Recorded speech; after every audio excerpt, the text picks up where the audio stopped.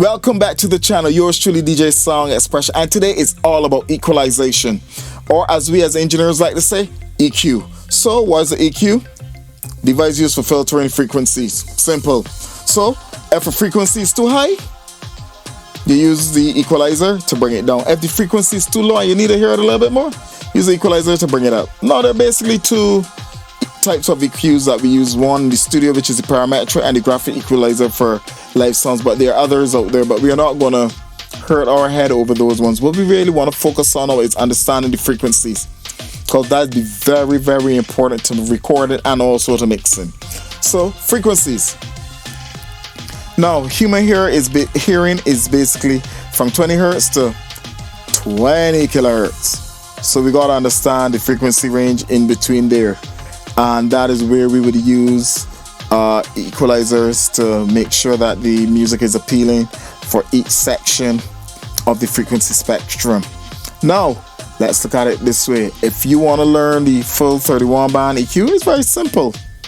Very, very simple. I break down things as simple as possible. I don't go into all the technical jargon and say that this and blah blah. I don't have time for that. Let's break it down and get simple with it.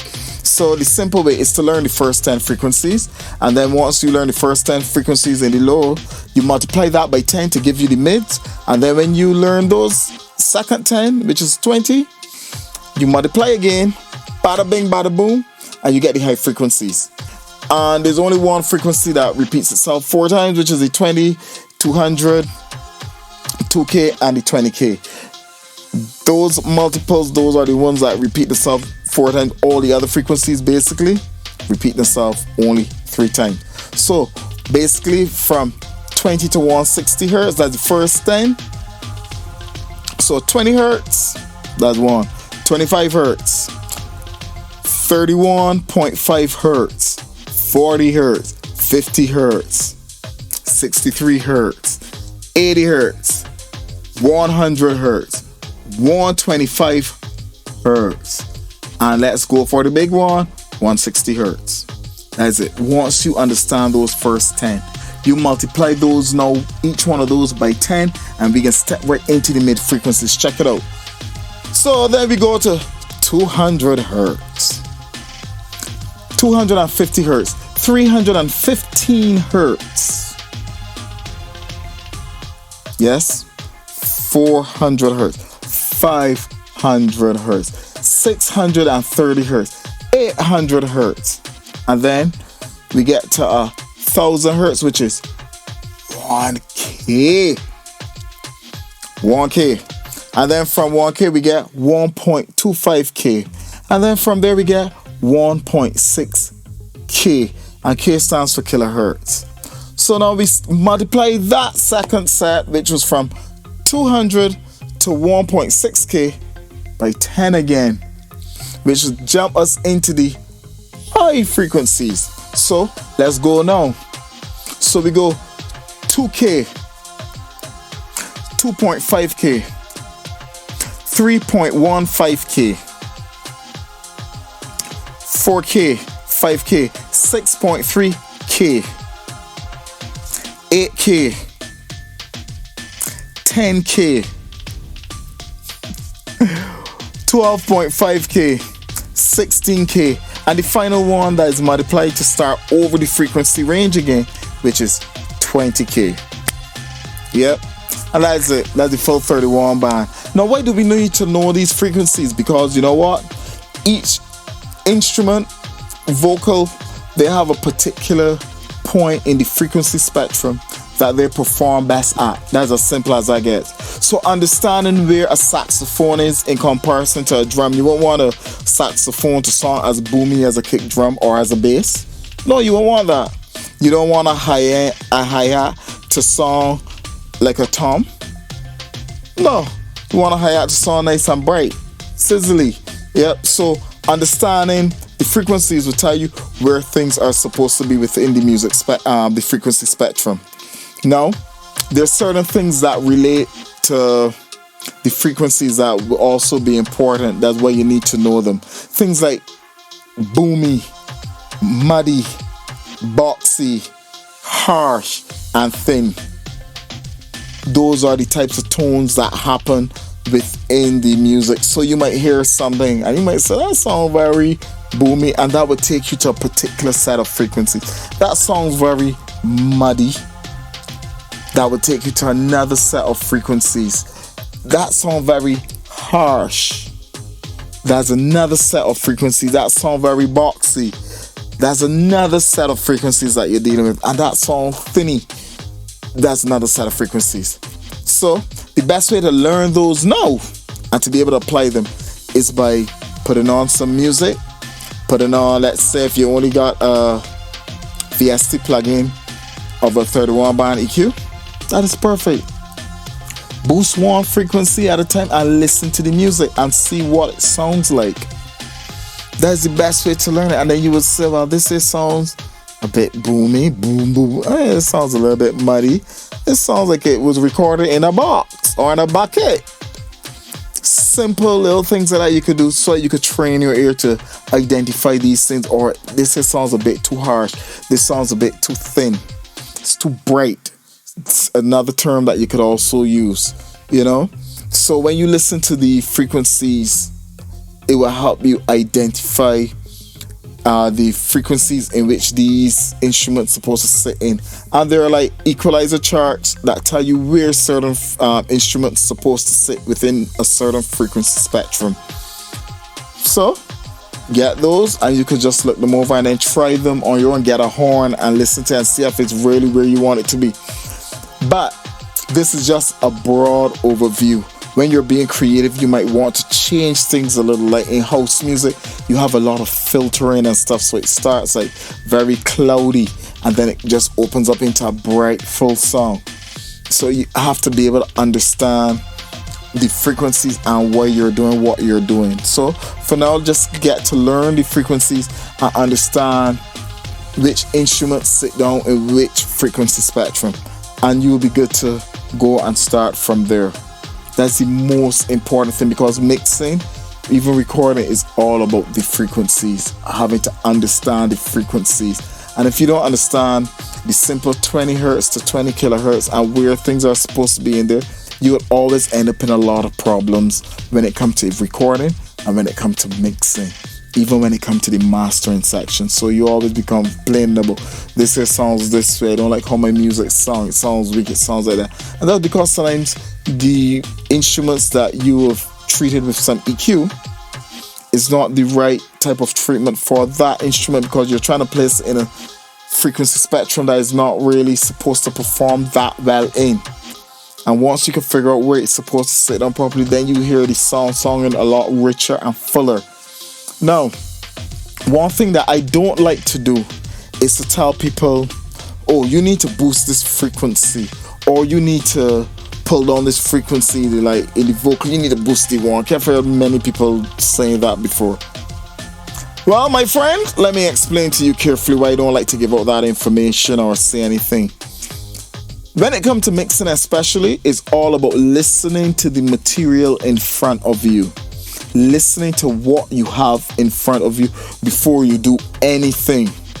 And when you listen, because if your room is treated well enough that you could take music from in that room and play it back and it sounds pretty close or as identical to what you have in the studio, or it sounds good, you could then say, well, this piece of material, this vocal here, this has a nice warm key on it already, so why would I have to boost it again? Or it might have another frequency that is way too low that is needed also for this type of frequency, for this type of vocal. Let me show you a simple scenario. If you know any Barry White music, Barry White is a lot of bass music. Celine Dion, very bright, high frequencies. Mariah Carey, another lady that's very bright. Rihanna, different frequency spectrum. So that's why I don't like to tell people to boost anything, because each one of those artists I have to treat different if I'm mixing them. I can't mix Celine Dion voice like Barry White. That would not sound right. You could imagine Celine Dion saying whispers in the morning like Barry White. No, that would sound real odd and bad. Can't do that. So that's why I don't like to tell people you need to boost this frequency or you need to remove this frequency, you need to listen to what you have in front of you and then make the decision on what you need to boost and what you need to reduce within your mix or within your recording. And that is simple EQing 101. You don't have to be a brain scientist, because some people will say they boost this, say they boost that, but when you ask them, where did you get the material from, who recorded it, or whatever the case is, sometimes it's recorded in some of the best studios you could possibly think about. So if you're a beginner to this game, to the recording industry and stuff like that, you will not be getting the same type of clients that like Chris Lord, LG, Warren Hewitt, Dave Pensado is getting, Jason Joshua. You will not be getting those type of high-end clients. You will be getting clients like Roger from around the corner, Sandra from up the hill, you know, those type of Raquan, the little poor boys from around the area, if you know, beginning. So you need to find what is going to work for their voice and make sure that when you play alongside, let's say, a Celine Dion or Rihanna, or even Mariah Carey, Lil Uzi or Drake, that it sounds as good as those guys. That is what we are trying to do, make our work sound as good as what the professionals have from our home studios. That's basically what we're trying to do there. We're not saying that we're gonna achieve 100%, but we gotta make sure that when people hear the work, hear the material, that they say, yo, this was done in a home studio, but does this sound real good? Does that sound real good? Look at Billie Eilish, home studio recording. Simple. A lot of artists out there doing home studio recording and taking the material into the studio and then getting it mixed. Thing about it, they understand frequencies, and that's what this is all about, understanding frequencies, so you know what to do with an instrument, with a vocal, with a drum, whatever is in front of you with an effect. Once you understand where this instrument is supposed to sit, where this frequency of this is the best, where it performs the best, and you know how to utilize it. If it's too loud, you know how to bring it down. And don't be frightened to push something or pull down something. Don't be frightened. Go for it. In the studio, sometimes you might get something, and rather than moving everything else, you might just gotta pull down or boost one little thing by maybe 1 or 2 dB. So why try to change everything because you only hear about subtractive EQing? No, dudes, we could do additive also. We can add by boosting, and subtractive, which is taken away. So it's up to you and your material that you have in front of you. That's one thing I can preach to you. I will never tell you this is how you treat a vocal when it comes to EQing it. I will have to say this is how you treat this particular vocal when it comes to working with this type of song. And even for other songs, you might treat this vocal one way, but then for another song, you might need to change 1 or 2 things for it. So everything is only subjective as to the material that you're working with. And that's something, once you get accustomed to and understand, your recording and mixing career is going to be a whole lot easier, rather than just looking wrong on YouTube and say, oh, how do I EQ a vocal? Obviously the vocal that those big guys get is not the same vocal that you get. So what you need to do is learn frequencies and learn to understand how to utilize them to the best of your ability, so you can end up with a great song. That is the most important thing. And once you have done that, that's where you then start to create an artist and a top recording artist also. That's as simple as that gets. So when it comes to equalizing, learn the frequencies and look at a graphic equalizer. There's the best way to learn it. Learn the first 10, which is from 20 hertz to 160 hertz. Multiply that by 10, so you get 200 hertz to 1.6 kilohertz. And then that will be the mid frequencies, and then you multiply the mid frequencies by 10 again, and that will take you right up to the high frequencies, which is 2K straight up to 16K. And then the other one, which is 20 kilohertz. That's the last one. And once you understand all 31 of those, understand where instruments sit in that spectrum, then we could start talking about EQing things. But as I like to say, always remember, it's all about the material in front of you. I would always preach what material is in front of you, because somebody might bring work to you that was recorded, and because their room was not tuned properly or the speakers wasn't responding properly, something doesn't sound right, and it might be totally against what you heard from other engineers. But they say boost the 1K, but the 1K in there is already boosted. Hey, you actually got to bring it down a little bit, you know? So listen to the material. It's all about listening. When it comes to EQing, when it comes to recording, when it comes to mixing, it's all about listening to the material that is in front of you. If you don't listen to that material, you will derail so quick you'll wonder what is going on. So get the material that is in front of you, listen and see what it wants, and listen to what the other guys have to say about EQing something. Because for certain projects, they will do certain treatment, and then for other projects, they will do other types of treatment. So you have to listen to the material. That is the most important thing before you make a move.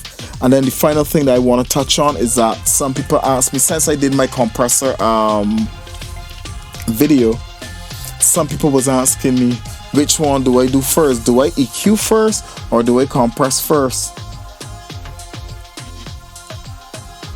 What do you think?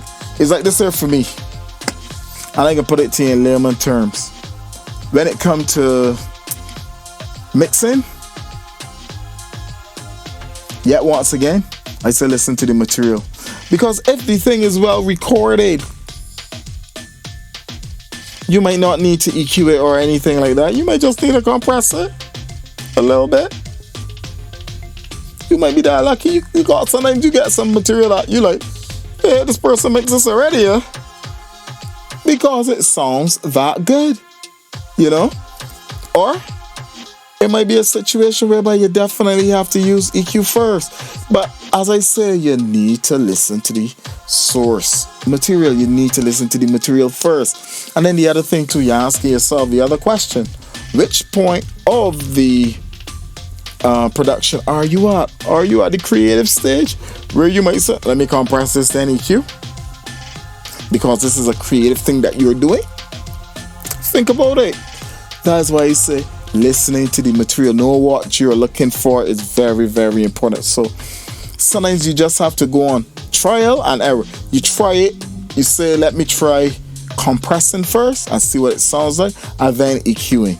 And then go again and do an A/B of it, because these computers nowadays are powerful. Create the track again, EQ it first, and then compress it, and then see which one is more beneficial for the material that you're working with. That is as simple as it gets. You don't gotta be a brain scientist for that there. So that's why when it comes to me working on material, I use one thing overall: open my mind and don't believe in nothing, and just say, let me listen to the material in front of me first, and then make my decisions based on what is in front of me. So that is all I could tell you about equalizing. And then in studios, we like to use the parametric EQs, which is more knob based and stuff, but that's a little bit more trickier. That would be what I like to consider a little bit more advanced into that. So we'll come back with another topic on EQ, and it will be covering the parametric at a later date, when you start to get more comfortable with the equalizing and stuff like that. So just learn the first 10 frequencies from 20 hertz to 160 hertz, multiply by 10 mid frequencies, multiply the mid frequencies by 10 high frequencies, and you're done. That's it. Understand where instruments supposed to sit within these things, within these frequency spectrum, because you always hear about the kick and bass always fighting for the low range. So that's an idea as to what is already going on. You should have a kicker bass and a saxophone fighting for the same area. That's just how it is. Shouldn't, you know? Or a hi-hat fighting for the kick and bass space. No, that's why I tell you, you need to know where what is supposed to go, where, when, why, who, why, and a cow jump over the moon. So, and that's all it is when it comes to the equalizers. So yours truly, DJ Sound Expression. This is what I can tell you: EQ something, figure out the frequencies so that you can know where things will sit within the music spectrum, or I should say the frequency spectrum, and make it sound sweet. All gone right now. This is what we say. EQ something and enjoy the mixing and the recording and all sorts of production things. All gone. I out of here.